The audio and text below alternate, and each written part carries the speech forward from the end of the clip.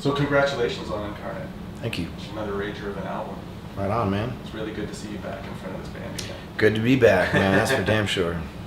Tell me about some of your inspirations for this new album, where you pulled some of your lyrics from. First and foremost, life in general. Should I be looking at the camera? You want me to look at the camera? Or look You at can look wherever you want. This is pretty forgiving, and it's mainly just I you like can it's sort of hear forgiving. out. That's awesome. Yeah.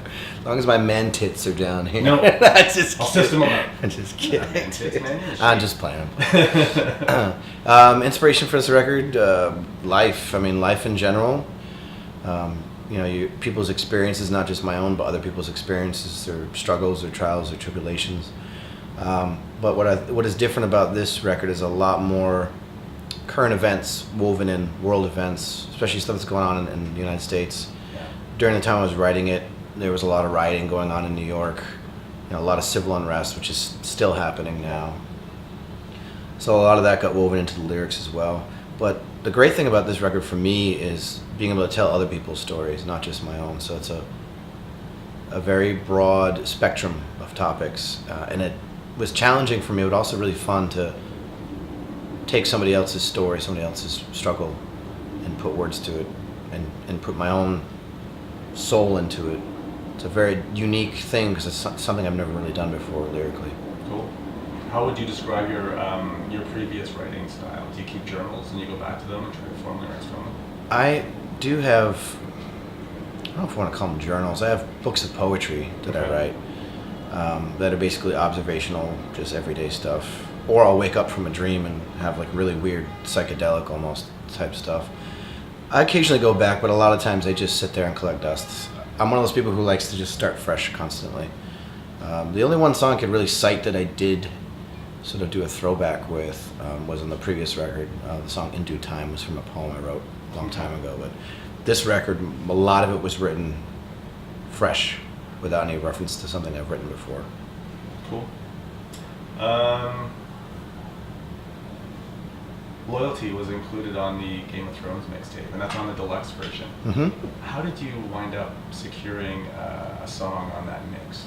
Yeah, the story as it goes, we were approached by them, or someone in our management was approached by someone from HBO with the idea, because they were looking to gather metal bands like Anthrax and Mastodon did a track as well. Yeah. And of course we all jumped to the chance to do it because that show is amazing. It's incredible. And then they sent the idea to us, pitched the idea, gave us the House Martell, and gave us a list of words they'd like included or themes.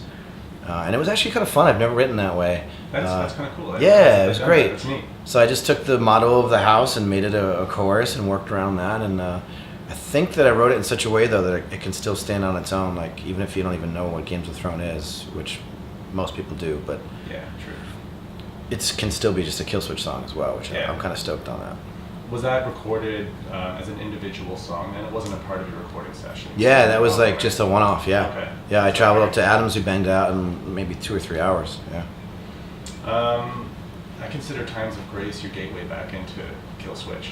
Interesting. Is there any chance that you and Adam might pursue more of that material? I have 4 instrumental demos on my phone right now. Is that right? For a new EP or album, we don't know yet, and he just told me yesterday he's got 2 more.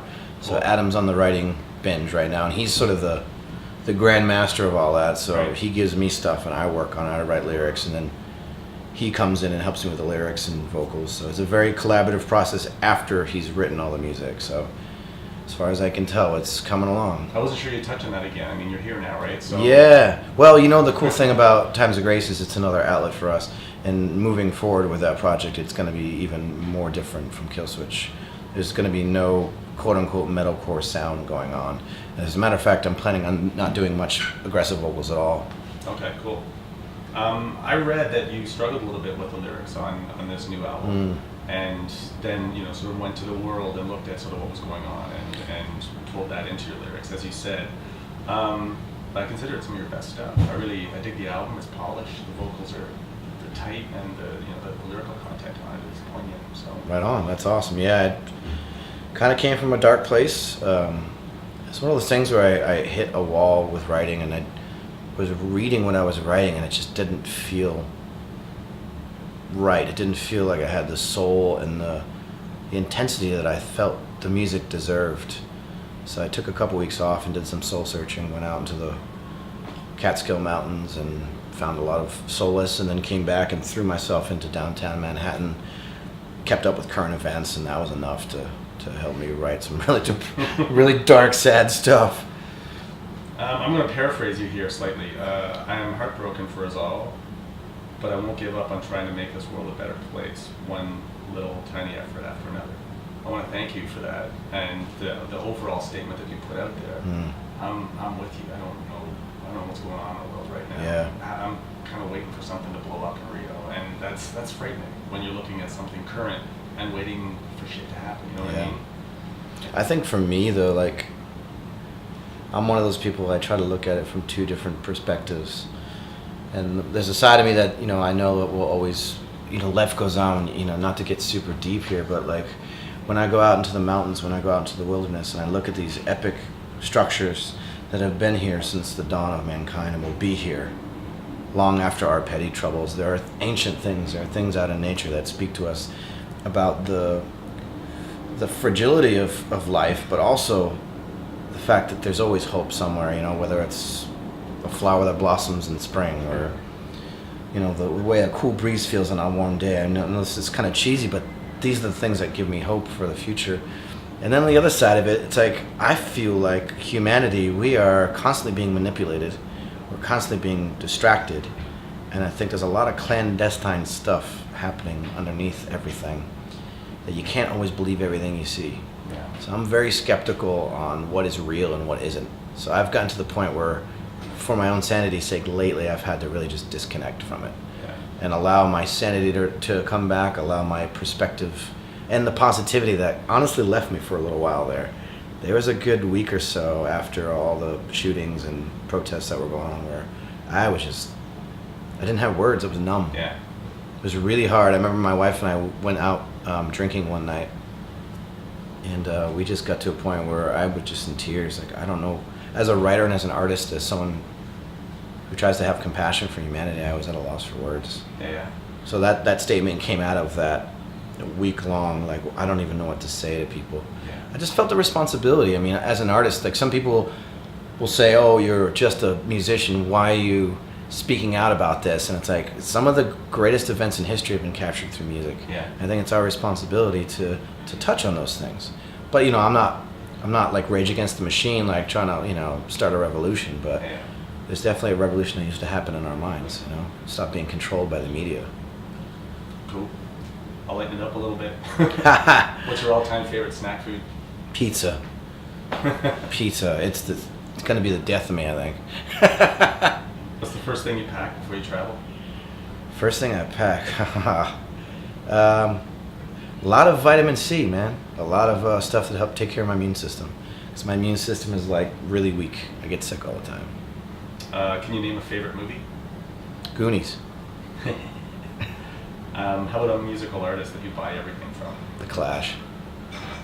And your definitive metal album? Oh, man. So many. I know. I guess for me, probably At the Gate, Slaughter of the Soul is probably one of the most important records to me. From, the sort of newer generation, but for most people, a much older generation. Yeah. I think that's like one of the best metal records ever made. A concert that changed your life?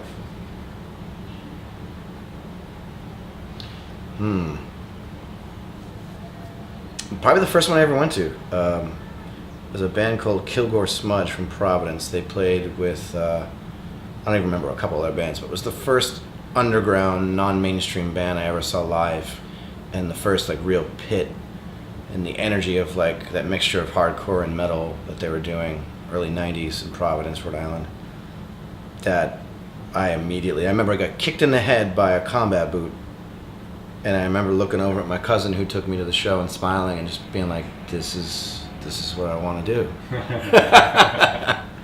How about the album that introduced you to metal?